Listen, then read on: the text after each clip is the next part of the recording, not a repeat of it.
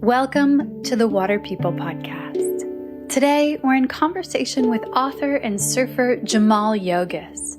Jamal's become one of the leading literary voices in fleshing out the metaphorical depth, richness, and spirituality of a surfing life.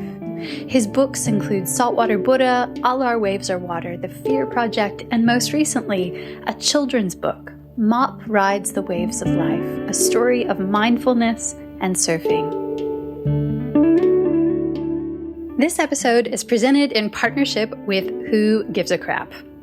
If nothing else, I feel like 2020 has taught us how much we collectively value our health, our community, and toilet paper.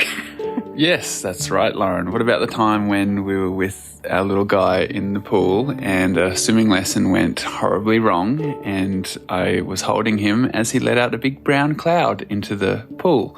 And at that point, we really realised how unprepared we were, and we had zero cleaning supplies, toilet paper, napkins, tissues, anything at all. We had nothing.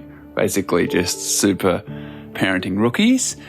And we'd also just rocked up to the swimming lesson covered in sand, zinc, and basically pretty feral compared to all the other parents. And so since that day, we have always stored a spare roll of Who Gives a Crap in our car or bags or anywhere basically, so that we're ready for anything our toddler's going to throw at us. We support Who Gives a Crap because they're committed to using their business for good. No plastic packaging, TP made from recycled textbooks, and they donate half of their profits to help improve sanitation and build toilets for the 2 billion living without one. They know that making a difference begins with small changes that can have big impact. You can make a difference with your TP budget too by going to whogivesacrap.org right now and use the coupon code WATERPEOPLE to get $10 off your first subscription. That's $10 off your first subscription purchase at whogivesacrap.org with coupon code WATERPEOPLE.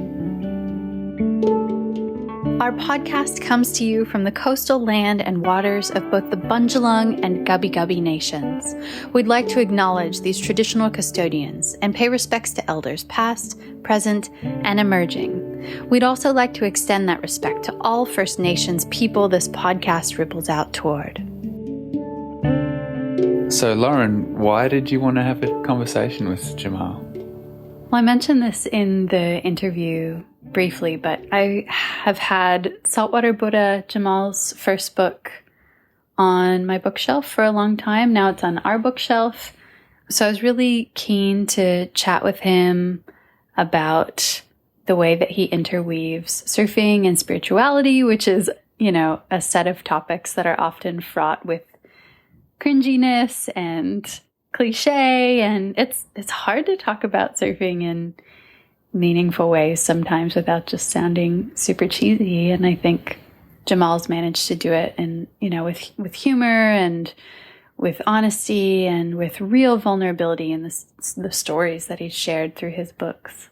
How about you? Yeah, and definitely a willingness to go into practices and teachings from people who have had similar curiosities and a willingness to dive into the inner landscape. So I really appreciate that he has gone into those sort of monastic periods in his life, into very peace-oriented cultures and communities, Zen and Buddhism and those type of pursuits and practices are really centrally focused on peace, like inner peace. And from there, you can operate in the world in a way that aims for, world peace in your world and out from there. So I just think that's really wonderful that he has not just had a sort of theoretical or a, just an academic interest or intellectual interest. He's really pursued it and then embodied it and sat the long hours and gone into the shadow areas and, really given that a good go. So one of the topics that comes up in our chat has to do with tools that we develop to wrangle our minds at times. And it really made me want to ask you about a time in our life together that was particularly challenging when I was pregnant with our little guy, Manoa, and it was a really dangerous pregnancy, and we were having really emergent moments, and we had to rush to hospital, and I was bleeding really uncontrollably. And I was wondering, I never got to ask you, what were the tools you employed in those moments when you were juggling fear for a loved one? Because it's a little bit different than fear for yourself, right? Were the tools the same, and how did you wrangle with those feelings? Well, it's one of those things where it's kind of like an early memory in my life of dealing with radical sort of medical situations and whatnot is from my dad's life. And so I don't know why, but for some reason, even when I was a little kid, my dad would have seizures and really pretty radical sort of mental instability moments and whatnot. And for some reason, I always felt really calm in those times.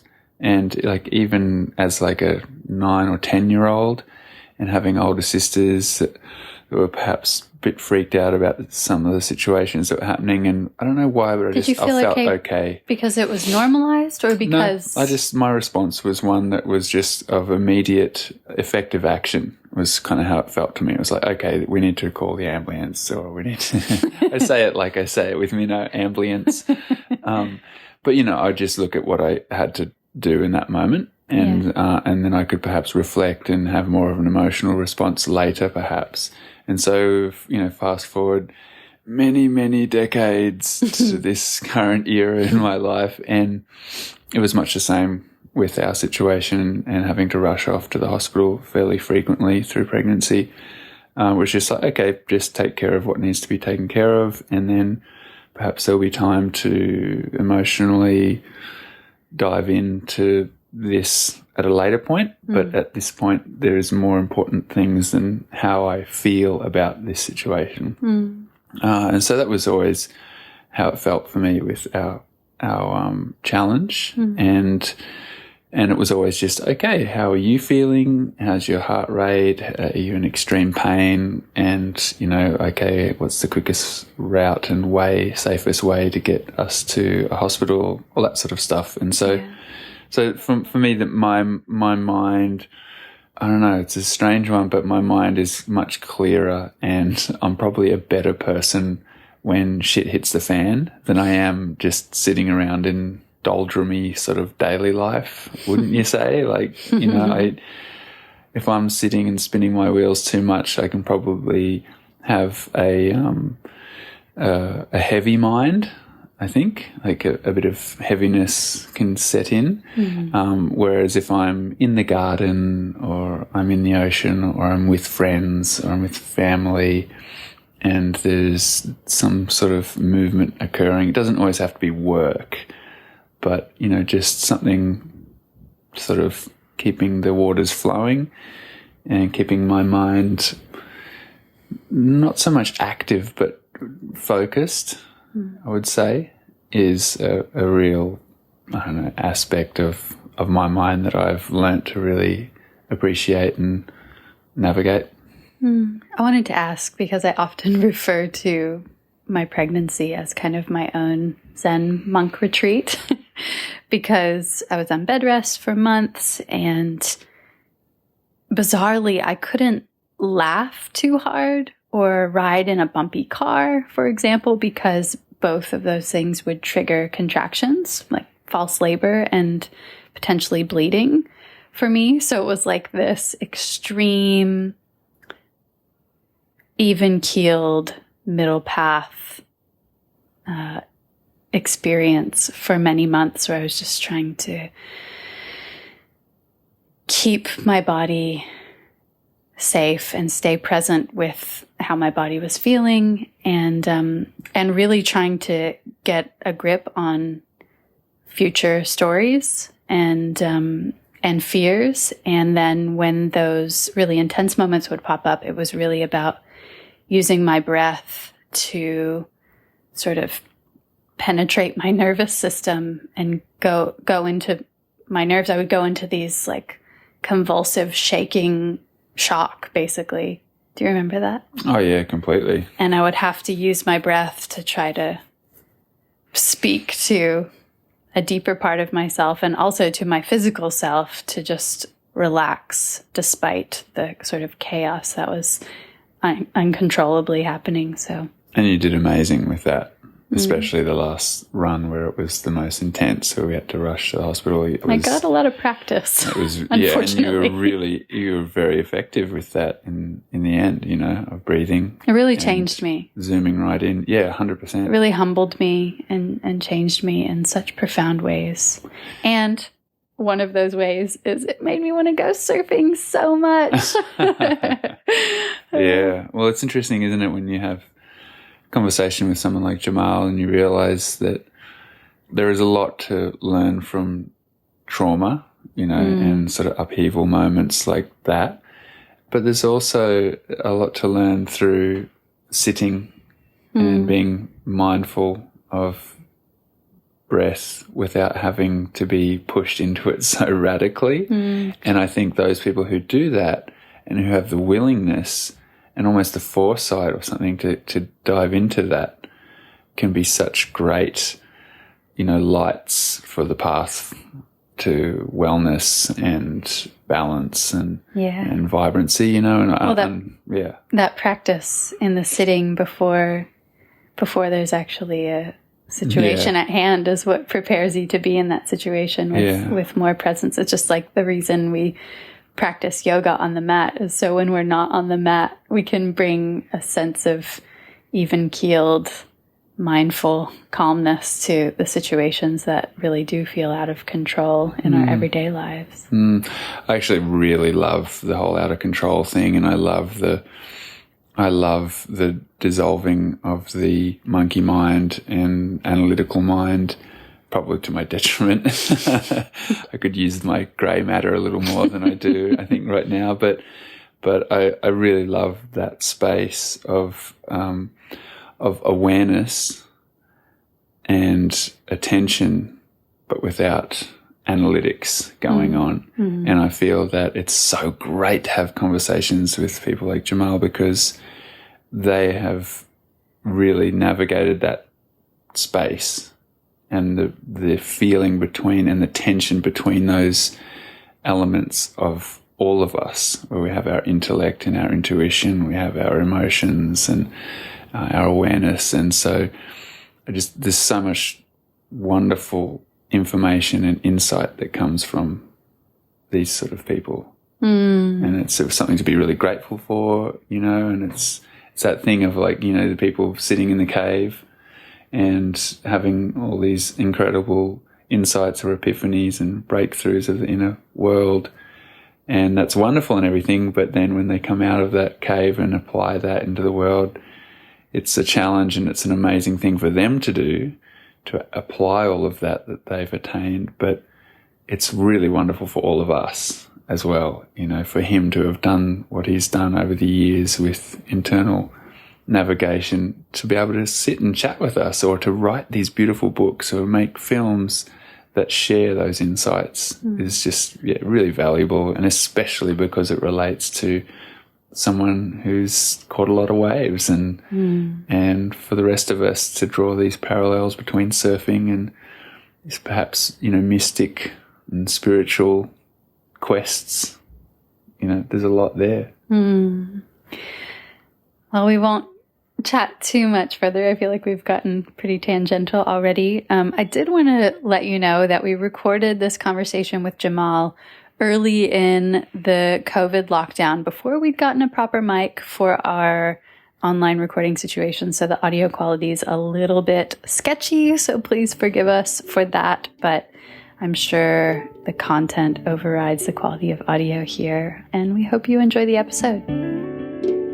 Jaimal, thank you so much for your time, for meeting us here your evening, our afternoon. We always begin the podcast with the question of a time or experience after which you were never the same. Do you have a time like that? Well, thanks for having me on. I mean, I have so many times like that for whatever reason. The time that's coming up right now is this time when I was as about as far from the ocean as you can get. I was up in the Himalayas, and I just like cried for a solid week. And I don't think I have, cried for any length of time since or before as a grown man. I mean, I cry for little bursts all the time, but like literally just sobbed my guts out. And maybe it's coming up now because of the like state of the world and how many, I think, people are sort of digging into their sorrow or suffering. But anyway, the deal was that I'd been planning a trip to India with a girlfriend for over a year, and she was Indian American, and I'd been like a commitment phobe for our first year of the relationship. And then I finally got to the place where I was like, I'm in this. I love you. We're going to go to India for a year together. And I was really excited about it. And she was this whip smart, just lovely person. But I was always a little insecure about how smart she was. And I was also insecure about the fact that I wasn't Indian, because I knew that her parents wanted her to date an Indian man. And so those were like the two insecurities I had. And right before our trip, I felt us drifting apart, and she met a guy who, like, if you had a box, like a list of things you could check, like, these are your insecurities about this relationship, these are all the things this other guy has. Like, you could check every one. And so I still went to India. I had my tickets and I was ready to go. But the whole trip, I was just like grieving. I'd never felt like my whole body seize up into just this black mess. I didn't really even know that it was possible. And, but I really didn't know how to feel that. And so I was trying to do all these things, like, I think, to maybe figure out how to win her back. And I ended up in the Himalayas, and I was trying to meditate it away and distract myself away with lots of work and stuff. And I ended up going on this meditation retreat that was 10 days of silence. And every day of that retreat, I just would do the sit, and then I'd go back to my little tent, and I just sob, and it wouldn't stop. It was just like convulsions. And yeah, I didn't even know it was possible. But that retreat, like, was the retreat that probably shifted my life more than any other experience. Kind of set me on this whole new trajectory, because I mean, I could go into it more. I don't want to take the whole half hour, but I guess there's something about hitting rock bottom, I guess, that allows you to, like, kind of be reborn in some sense. And really, like, I think we often are kind of living on the surface, and it's so easy to distract ourselves. And so having to face myself, I guess, for like 10 days, only me, it's like I couldn't run away. And it turned out like finally just letting myself feel, just letting myself grieve was like so soothing. It sounds horrible to live, to cry for 10 days. It was like the most wonderful thing. Because, crying, it's like when the avoidance of pain is scary or like is uncomfortable. But when you're actually like feeling something, or like sadness fully, it's like this strange ecstasy. What did it look like? Were you sobbing your way through your sits? Were you breaking down into snotty, ugly cries as other people were silently meditating around you? I do remember some whimpers. Like, I was able to keep it together pretty well for like the still sits, but then I would like feel this, like, at least once a day, I would go in and I would just have this like violent cry, and I just like couldn't believe it kept coming. And then I would go back and I would kind of try to hold it together. And what happened on like the fifth night, and I guess I'm just going to go ahead and get like mystical off the bat, was that I had this crazy dream. and you're up in the Himalayas, and there's all these hermits in caves, and Tibetan Tonkas around, and the smell of incense and burning garbage everywhere. And it's just like you're in just a different mindset when you're up there. And I had this dream that this old Tibetan man was literally he was reaching into my chest and just pulling out these black stones from my chest. And it was after that night, I did feel like a shift in the retreat. And then after the retreat, I finally could look at my relationship with this woman, and I realized that I'd never really been chasing her. I wasn't like, of course I was sad about the relationship, but it was I'd really just created this mirage of the hole that she could fill inside me. But I guess I'm saying that hole was a mirage. It was something that was a feeling that I hadn't understood inside myself, and I was making her this symbol of the thing that could heal me. And once I went through it and I'd sort of like sobbed it all out, I got out and I was like, oh, maybe I don't even want to be in that relationship. Like classic breakup kind of sequence. But for whatever reason, this was like, my parents divorced, and I think I had really, like, as a teenager, I was one of those kids who was like, oh, fuck it, I don't care. Good. Like they've been fighting too much, and like, I just want to be left alone. And like, I never really felt the grief of that. And what I was really grieving, I think, was that all of that I had never really felt. So it was like 15 years of stuff that was there. And I put it onto this relationship is my theory, who knows? But I walked out of there like so much lighter. And then the thing that happened was I was in India, and I've been really trying to do all these things that I think also that were like to impress her for that time. And really, like, it was that time of life. I was 23 when I was trying to decide, what am I going to be? What am I going to do with my life? What am I going to major in? My last year of college too, I was sending papers back to my university. And after that, I really realized that I wanted to write. And that was what put me on a trajectory to doing all the things I did afterward, doing journalism and books about all kinds of things, but often about the ocean. And I don't think I would have had the courage had I not done that retreat. And also, there was something about, I think I'd lived my whole life very privileged and not really seeing the opportunities that I have living in like a developed country where we have access to this like great education and good jobs and whatnot. And I'd made so many friends in India who were like, lived on $2 a day. When I was there, I was living with this family who literally, they rented me their kitchen for $1 a day.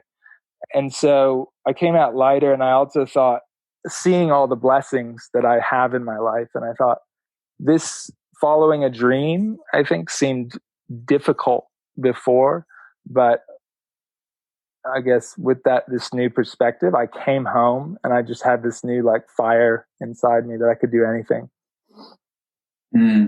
I love that you were somewhere like that too, that sort of physical removal from, your upbringing and your location there in North America, and just being in that incredible altitude there. Is it something that stuck with you and still you feel like you reference back to the sensations or the perspective that came from that?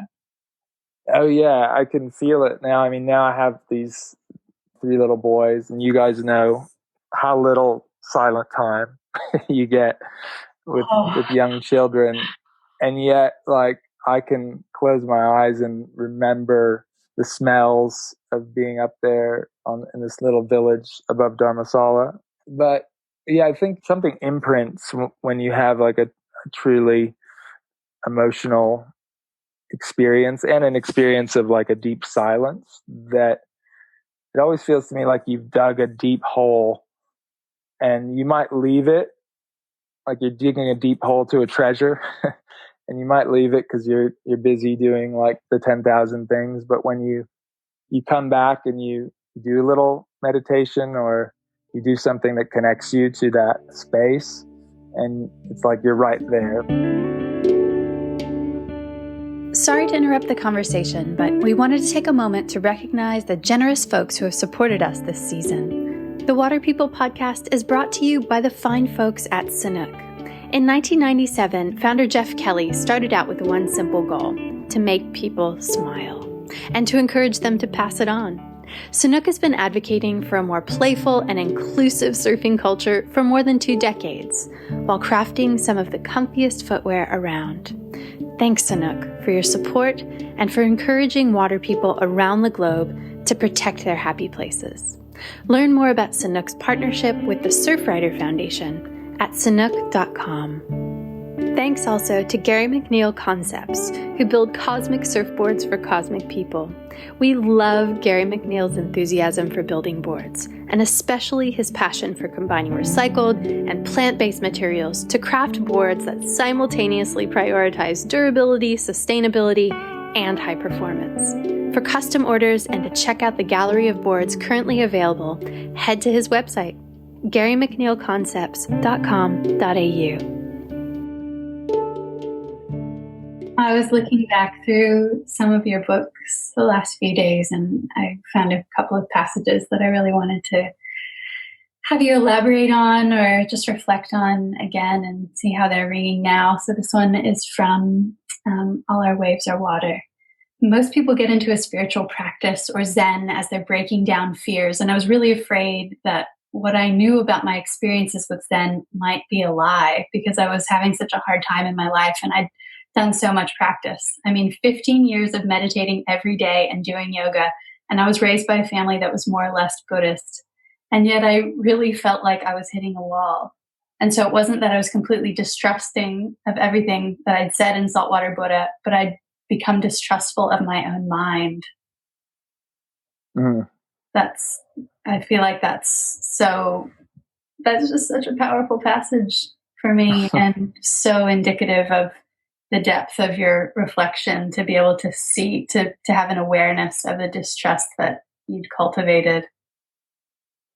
Yeah, it's funny hearing that. I've completely forgot that, but it's something that I think happens to all of us. Like, kind of, it's almost like the tide. You have these moments where we feel really connected to our sort of inner wisdom, and then something will happen where it's like we get triggered into feeling fearful or feeling isolated or comparing ourselves to some other person who seems much cooler or seems to have it together. And all of a sudden it's like that connection's wiped out. And as you get to know your own mind, you get better at catching those cycles. Like for me, I think when I was younger, those periods of feeling really disconnected lasted longer. Like I didn't recognize where I was at and stop and say, "Oh yeah, I see I see this neural pattern." And now I think that still happens all the time. Of course, like I go on, the internet. I'm like, "Oh, why am I not selling as many books as this guy?" Or like, why are things hard right now financially or whatever? Like.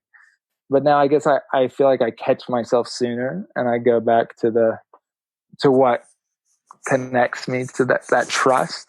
Like you were just saying, can you feel that now, Dave? Like, I feel like you have more bookmarks you can go back to and be like, oh yeah, you have a stronger rope to clamber back. So you have those bookmarks, which are, I guess, kind of like tools as well, tools for dealing with different scenarios and perhaps deconstructing situations and feelings and thought patterns and stuff. But one thing I was curious to ask you about is I had an experience with a Zen teacher, Japanese Zen teacher, years ago. I was in a group doing sits with him.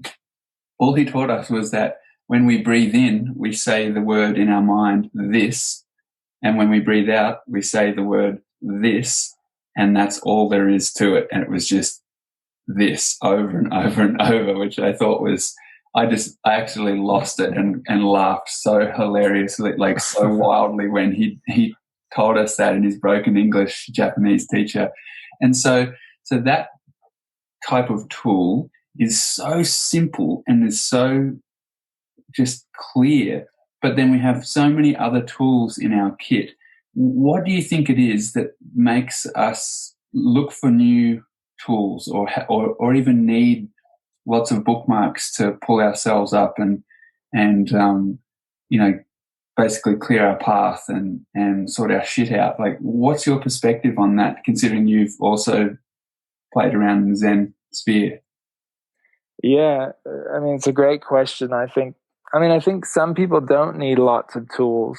They just need one. Like, when I lived in a Buddhist monastery after high school, there were some people who just did this one Chinese Zen method. It's called Chan, where you just use what's called a Wato, and you just say who. That's all. The whole practice is just saying who. And what you're basically doing is you're watching your mind, you're watching your breath or whatever, and then you're saying to yourself, who is watching the breath? Who is this? Like, and you keep doing that for 40 years, 50 years, whatever. And as you keep digging into that who changes, I think, and it becomes more expansive, because you're like, here I am able to watch my own thoughts. What is this awareness, that is constantly there and is basically unaffected by the thoughts? Like, there's some part of us that is caught in like the eddies and churn of the wave, and then there's some part of us that's the ocean, right? And that's the awareness. And so to me, like, the who is just like trying to get to that visceral, like, what is that right now? And I think this could also be used that way. And some people really, they have that personality where they want to stick with something simple like that. And other people, I think, are more intellectual and they want to philosophize. And other people, they want to be devotional and, wail to the divine and sing songs. And other people want to, investigate scientifically the roots of reality. And for them, that's liberating. And I think it's really about knowing yourself. And as you guys probably know, like in Buddhism, they say there's 84,000 Dharma doors. I don't know why they use that number, but it's just a way of saying there's infinite paths, because they're infinite. Each of our minds and our knots are different. Like, another teacher used to say to me that enlightenment is simple, but our issues are complex. So for me, like, I'm a little bit of a spherical thinker, where some days I want to sing songs, and other days I just want to be in the water, and other days I do want to like get deep into the philosophy. And I don't know if that's made it better or worse for me, but it's just who I am, and it's experimenting, and I think you guys, if you're out on a farm and able to just like surf with dolphins, it's like, that's like your practice, you just, when you're living in, I think, in harmony with nature, and maybe there aren't so many of those triggers and tools needed. It's just, you just are being. But it's still not an impenetrable state. I was walking on the beach today. We were on the beach. There's no one around. Totally socially distanced. Beautiful waves. Beautiful turquoisey water. I was walking down the beach on my own, trying to create some space. But I was still, my mind wasn't where I was. I was thinking about what questions we were going to talk about. And I was thinking about the microphone that we just got. And I was like, I've got all the tools that I should need right now, but my mind is still not here. I'm watching you mind, and I'm going to pay attention to you that you're not here, but you're still not here. No, it's true. And I think we're such fascinating beings. I think it's helpful sometimes to have like an idyllic, to get everything you want, or to have the perfect circumstances to be like at peace, and then see that you're not, that there are still like a million and one things that are desires or disturbances or things you can whine about. And that's that's such an opportunity, I think, to see like the way the mind is structured toward wanting to create problems for itself, really, and being able to like observe that. I think it's one reason like really rich people sometimes have more angst than folks who don't have a lot, because when you go to a 5-star hotel and like you're being served amazing meals and you're pissed off, like that creates this cognitive dissonance of like, why aren't I happy? And then you really get into this existential angst place of like, life is, it feels meaningless. Whereas like if you have something to strive for, that kind of gives you a reason to survive. You know what I mean? Yeah, definitely. Definitely. And I was hoping we would go into this territory with you because on top of Saltwater Buddha, you also have other books that you've published, and the fear one, I haven't got my hands on it. I really would love to, but The Fear Project. Yeah, the Fear Project is something that really interests me, and I really love that you've had a really deep look into the nature of our minds, and not only that sort of subtle sphere of our minds, but actually the hardwired neural pathways and those tracks, those railroads that form in our minds, and those thoughts that keep firing together, start wiring together. And I was just interested to see where your head's at with all of that understanding now. And given that we're in a situation where a lot of us are in a bit of a tailspin, we've either lost our jobs or are stuck indoors when we're all wanting to be surfing and out with our kids elsewhere and doing all of that. So how do you view the mind now with all this information you have gathered from the Fear Project and all your other deep inquiries over the years? Yeah, thanks for asking. I've been doing little reads of the Fear Project during this because I think when we're locked in fear or anxiety, um, it's one of those times when we forget to trust our intuition. And that's when having some hard data can be really helpful. Like, I know through all that research with the neuroscientists and psychologists that I got to interview, like the hardware of how our fear system works. I know that like my amygdala, which is like right at the root, earliest part of the brain, is faster than my conscious brain, my prefrontal cortex and all that. So that if I watch people dying in a hospital on TV, or if I have breaking news on all the time, that fear center actually tells my body to go into a fight or flight mode, like before I can think I'm not in the hospital with coronavirus, or that's not going to happen to me. The adrenaline's already there. And so it's helpful to know that, because oftentimes I think we judge ourselves for feeling anxious, but it's not like our fault. We have this biology that is ready to survive, and it needed to be faster than conscious thought to survive in the wild. Because if you stop and think when a rock's falling off the cliff, or when a bear is there, you're too late. So our fear center had to be lightning fast, and we know that from being in the water. Like, if you've hesitated, you're too late.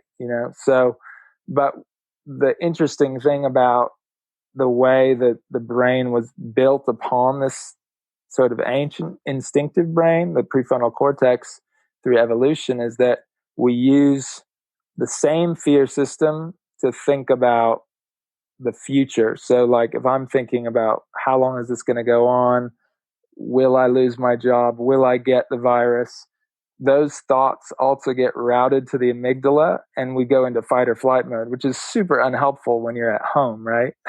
Like, you can't sleep. You don't need to fight a bear or run. You just need to chill out and wait it out. But it's like all of a sudden you have all this energy in your limbs. So, I knew before doing all that research that exercise helps me, meditation helps me, going for a surf like helps me get through anxiety.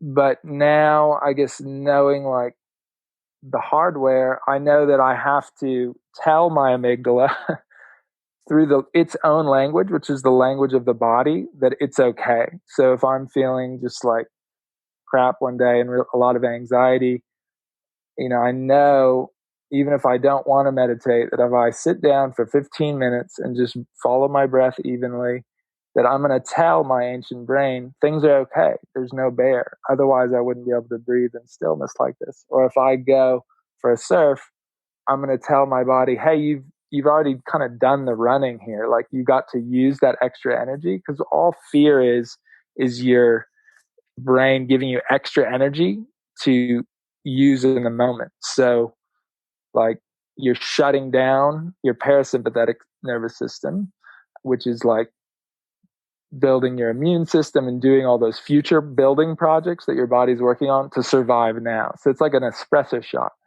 And I think what's been really helpful, I think, knowing the science is just, I think it helps me not judge myself for feeling certain things, like, and embracing the emotion. And I guess that goes back to the original point I was making with embracing the sadness and grief when I was on that retreat. Is like, I think for so many years I saw meditation or like yoga practices just trying to feel good, and so I'd push those emotions away. And I think knowing the hardware of like, oh, this is actually like a primal state that my body's just giving me different signals, and if I embrace it, it's actually fine. If I push it away and resist it, it causes all kinds of issues or it makes it, harder to deal with. Does that make sense?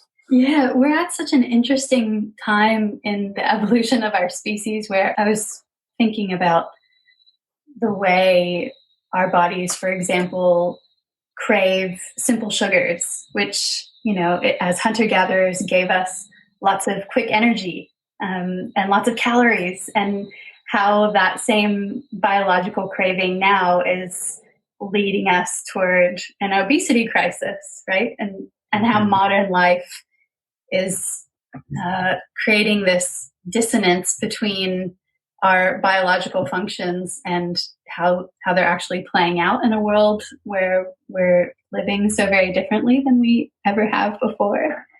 I don't really have a question about that, but it's just no, interesting. I completely agree. Yeah, we're at a time when we can finally understand that, which is cool, of like, why do we have these cravings, and why do like 40 million Americans suffer from an anxiety disorder every year?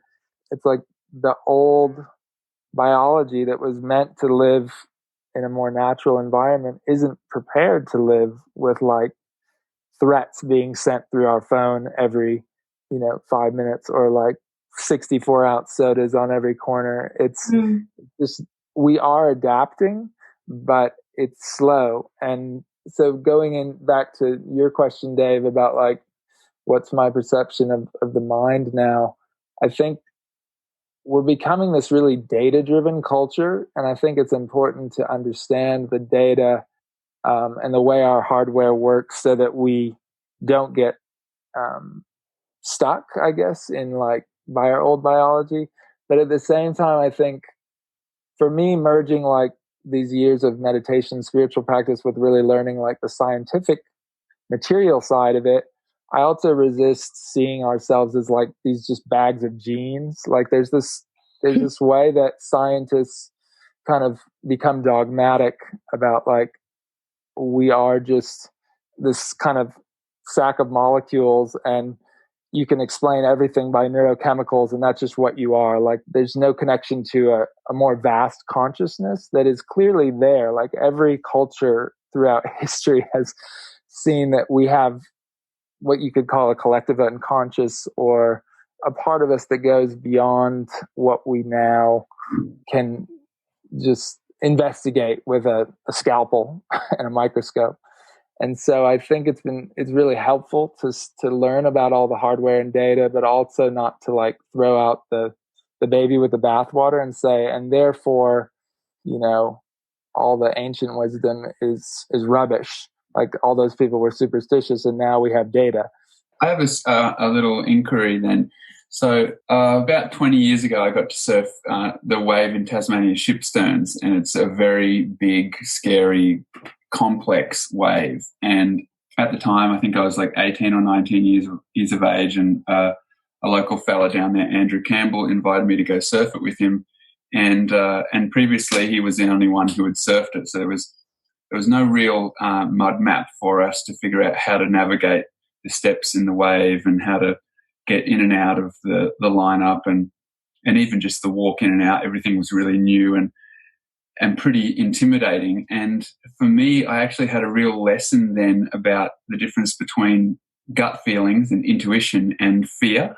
And I wanted to quiz you on this and see what you thought of this and see if I'm just tripping or not. But I figured at that time that when a wave would come through and I'd look at it and feel the water around me swirling in a certain way, I would get a gut feeling on whether to go or not. And I would go on some waves that could look very, very ugly, very, very intimidating and like a closeout basically. But I would still go because my gut was telling me to.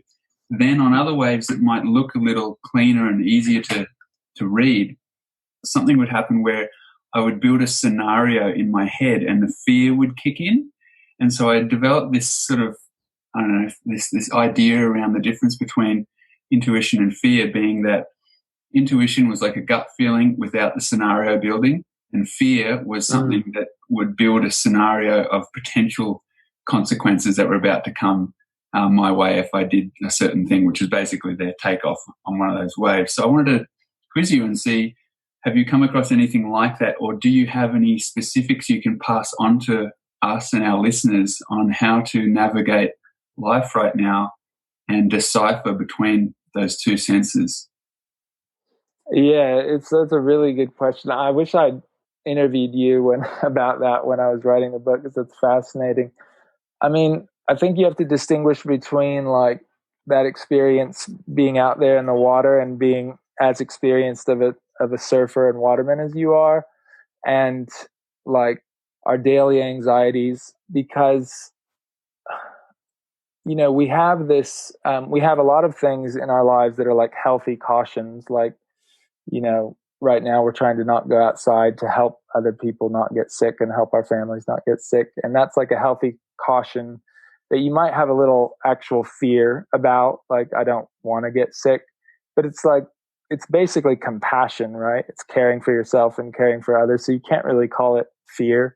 It's a useful caution. Other things, like where we go into the future and stress about things that might happen that we have no control over, that's like an unhealthy anxiety or fear, where it's not really a gut feeling. It's just sort of our brain spitting out stories that then ping our fear center and we spin out. But when you're in the water, I think with like really high level athletes, and it's one of the reasons I try to interview a lot of athletes, you're in this totally other playing field where you're getting into the place of flow and like such a misunderstood or little understood place of intuition, where people sense like, oh, there's a shark around before there's a shark, or like you get a quick vision of the ball going through the hoop like before you've shot it, or time slows down. And a lot of that stuff, I think, is almost quantum. Like we don't quite get it. That's really the space of the mind where science, I think, is struggles, and it's really experiential. And that is such a beautiful story, I think, because it illustrates that nobody can really teach you that, and no amount of really understanding your hardware would be able to say, like, this is a feeling that I'm going to use to go on this wave and not go on the other one. It's just kind of, it's Jedi mind tricks on some level, to me. I mean, there may be somebody out there some scientist who could, I'm sure there are, who could answer it better. But I think there's something when you get into that space, the mind is taking in so much more information than we know, and it's operating. Our consciousness is so much bigger than we know. And I think that's one of the reasons that we do surf like scary waves and try to push ourselves, is we're trying to experience what is my human potential. And I think it's in those times, and I it's one of the reasons I wanted to push myself to surf Mavericks, which I was absolutely not prepared to do, as I think we want to explore the edges, Given this situation that a lot of us are in right now, there is like a threat to our lives, our lifestyles right now. And that was really what propelled me into that learning experience at Shipstones, was the threat level of pain and suffering. And so given that people are in that situation now, considering the whole virus thing, have you got a couple of just like one-liner pointers that people could hang their hat on and try and remember the kind of bookmark things that you were referring to earlier for this situation right now of risk and threat? Yeah, well, I think the most important thing to remember is just that you're going to be okay.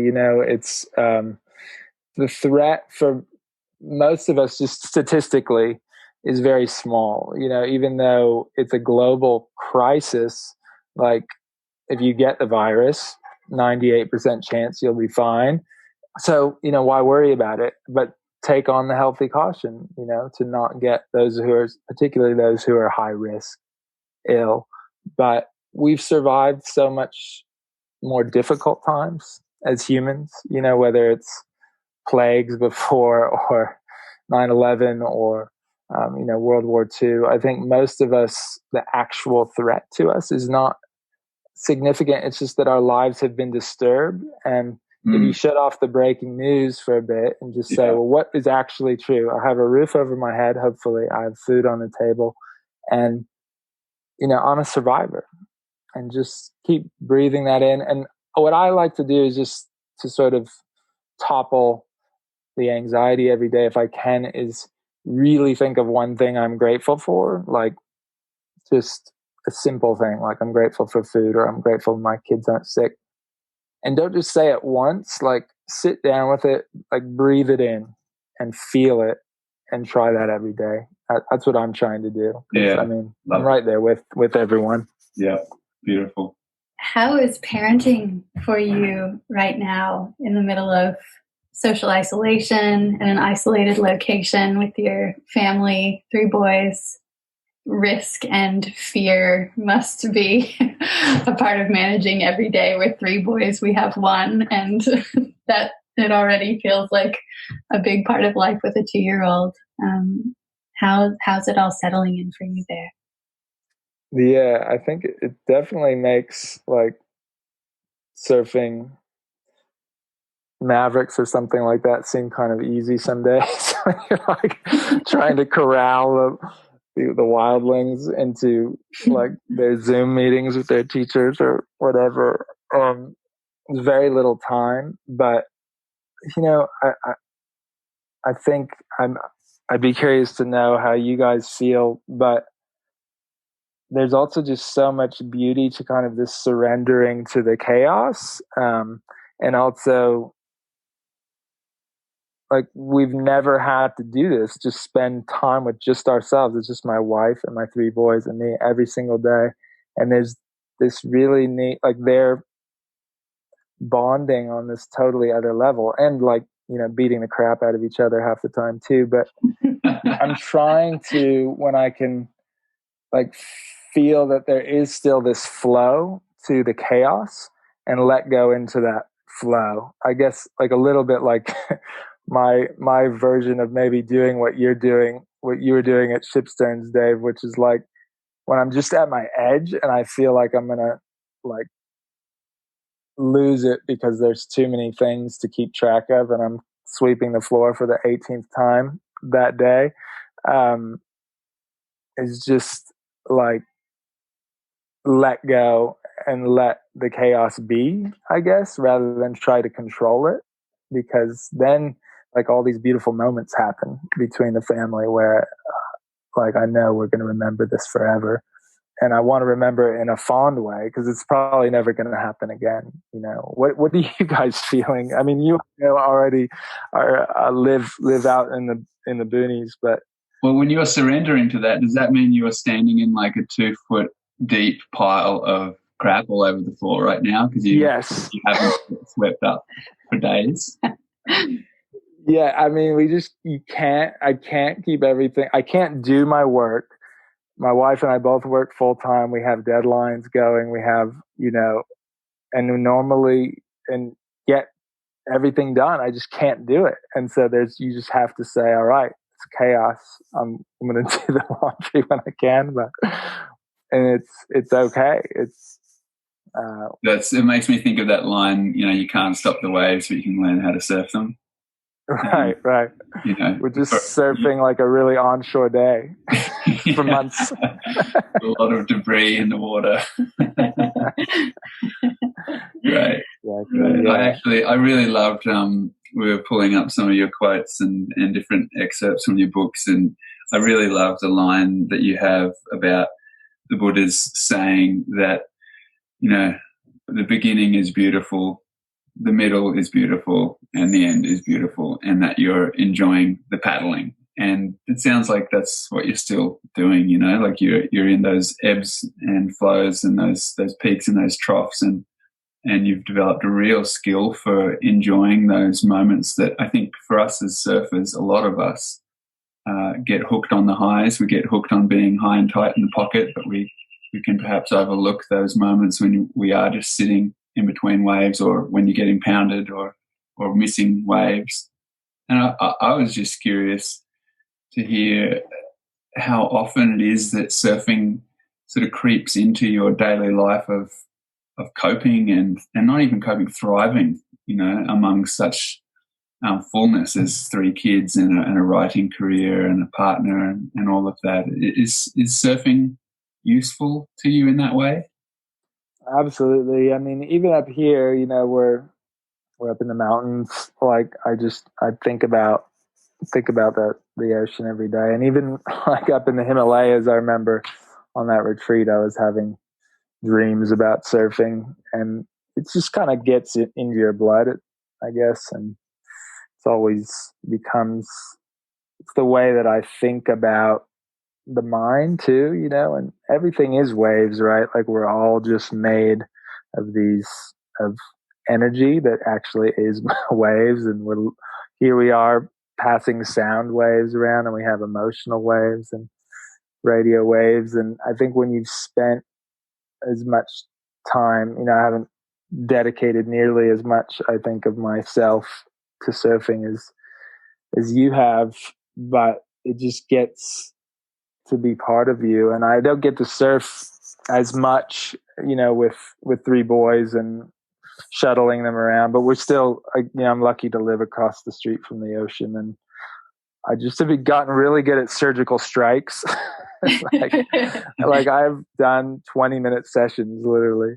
Oh yeah. We do. When Minna was little, we would do 3 wave sessions: one for the head, one for the heart, one for the spirit, and then we're done. I love it. I'm gonna remember that. But it also it feels like you're fusing the realities of parenthood and surfing really beautifully in the new book that you're about to release, Mop Rides the Waves of Life. Yeah.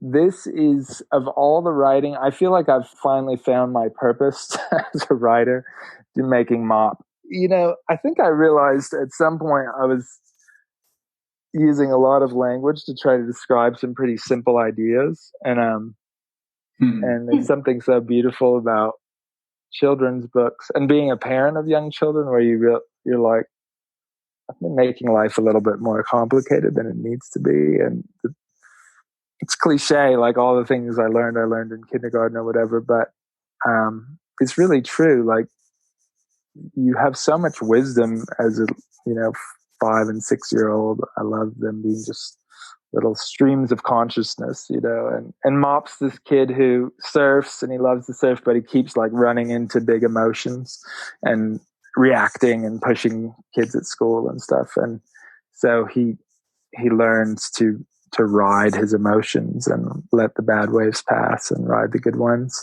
But it's really simple, but I think it's kind of like this it's just, if you can stick with that, it's maybe all you need. I've been astounded by I don't know, the surprising nature of children's books as we've read more and more of them, and how they glorify some pretty strange things, and how the messaging is often like, I don't know, ambiguous at best, but definitely not like clear, potent, and useful in most cases. And that's what I love. We read Mop to Minnow last night, and he really loved it. And I loved it because I felt like even if he's not absorbing any of the messaging, I know I was. Oh my gosh, I'm so flattered. You got that. Now I can die happy. Lauren and Dave read Minnow, Mop. That's all I needed. Thank you so much. Do you think people who love 10-pin bowling and things like that start to adapt 10-pin bowling eyes to the rest of their life like we do as surfers with surfing? Like, we're crazy for it. Is it the wave thing, or are we just kind of tripping? I don't know. I mean, there's the whole thing of like, that's where we came from. We're, our blood is salt water. We are the ocean moving around on land, and like surfing is like this kind of return to the womb. And I think to some extent that's true. And then I think, yeah, maybe we are just like everyone else though, where like LeBron James, it's like for him, he's just making basketball metaphors. Our kids are hoops crazy. It's funny. Like, I can't get them excited about surfing. They want to play basketball all the time. And so we listen to LeBron James's Calm app, like when we're in the car, because he does these little like motivational guided meditations. And it's funny, I was so judgmental, thinking like, this isn't going to be good when we put it on, and I love it. Like, I feel like LeBron could be my new guru. It's just hoops, waves. Right. So when you go surfing now, are you like looking at the lip and seeing it as a hoop shape, or you're in the tube thinking, wow, this is just like a swish or whatever you call it when it doesn't touch the rim of the basket?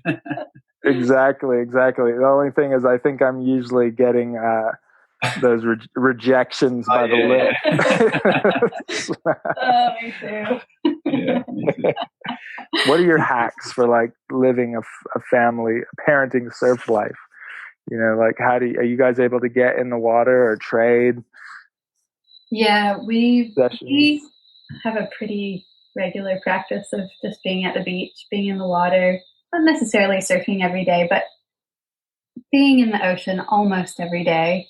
And hacks, having the privilege of owning most of our own time, like making career decisions where, we get to control our hours. Pretty much that makes the hugest difference. And especially with a toddler, that situation means not having to rush so much. And that's, for me, when parenting it's most frustrating and it's most challenging, is when I'm trying to fit a cosmically minded little 2-year-old being into the tiny box of time and adult sensibilities of efficiency and hurrying things along.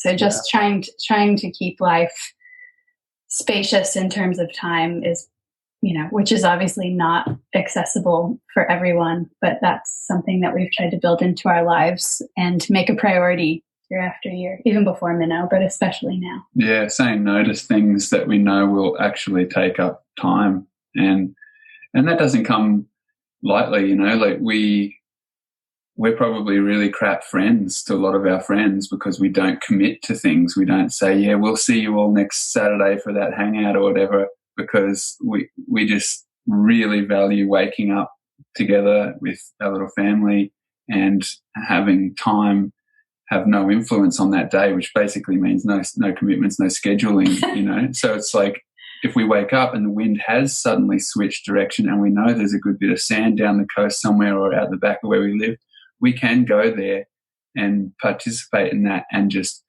vibe on that. And that one morning, like, when you get magic surfs, if you get one of those magic sessions, they can just stick with you for weeks, months and months.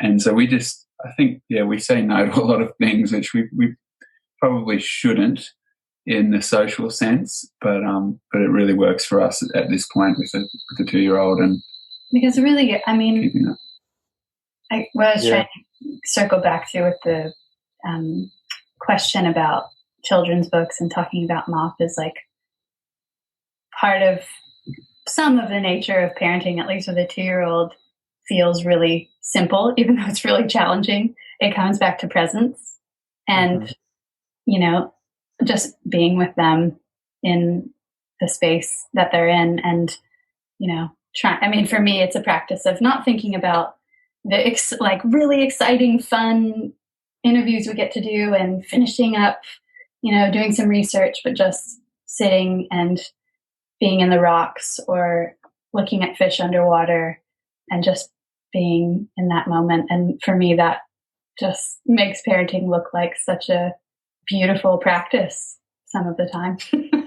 Other times, not so lofty, and I'm definitely not great at it. But yeah, the two in the morning ones definitely don't sound and look like this, Jaimal. No, sleep deprivation shocked me with rage. My response to not sleeping is rage, which is an uncommon emotion for me. So that's been really, really challenging.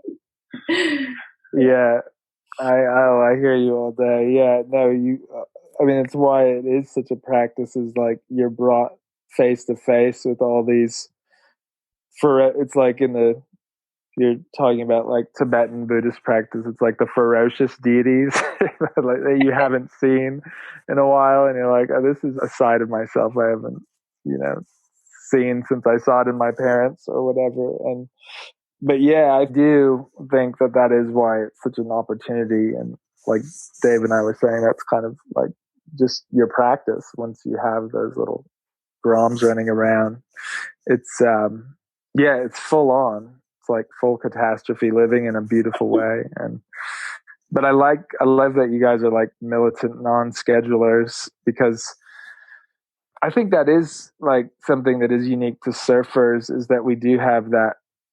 It takes time and you want your schedule to be open. And so I think we're attracted to really finding these ways of being where we don't just have to be on a rigid clock. And that is like, it goes completely against the grain of where society is pushing us to be scheduled every second. And yeah, I can't think, there aren't that many things like that. Where we're thinking about like, what is the lens that you look through life? I think there's like some just practical aspects of surfing make us have to like adapt, like find a way of being that is a little bit outside of these boxes. I love that about it, I just wanted to perhaps round out with you giving us an insight into how you're coping then, being in the mountains and not near the ocean, and perhaps how we all could cope with those times where we don't get what we want and we are attached to a clock or we are away from the ocean, because you've spent a lot of time in inquiry into that area of attachment and presence. And yeah, I just felt like it'd be nice to hear what you have to offer in that area.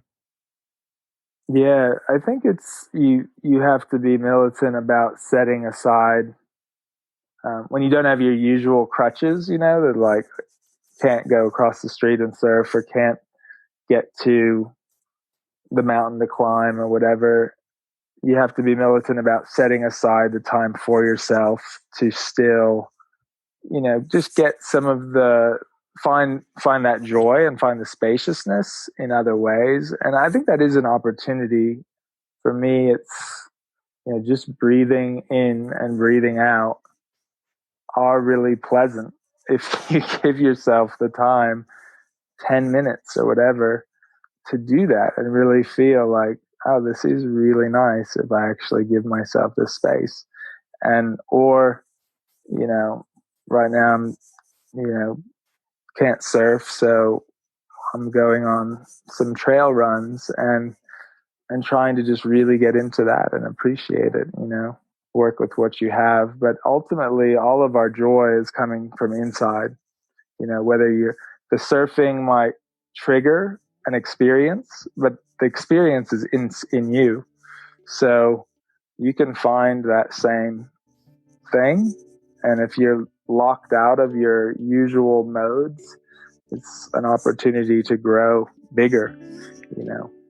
So I think we're all faced with that challenge right now. But if we see it as a challenge that is going to help us expand our comfort zone and expand our consciousness, then it's like all of a sudden it's a challenge that can be kind of fun, you know, maybe not all the time, but sometimes. Whereas like if you take it as like a challenge that's going to wreck you, you know, or an external circumstance that's being imposed on you and it's the enemy, then that mental state I think is more challenging. So that's how we frame it, I think.